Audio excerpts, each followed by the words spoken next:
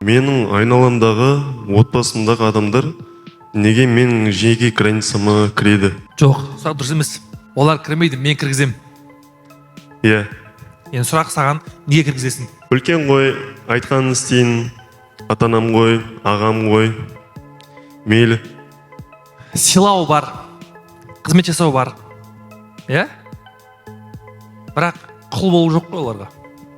Иә, мен оны түсіндім, Енді? психологпен жұмыс жасадым. Енді? Қазір енді мен жаманмын да.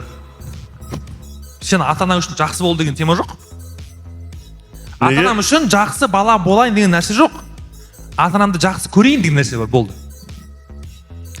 Ата-анаға мен ата-анам үшін жақсы бала болайын десем, бітті, мен қадылам. Мен Құдай үшін жақсы болайын. Құдайға жағайын. Ата-анаға жақсылық істейін. Не путайте это вот, өте маңызды нәрсе.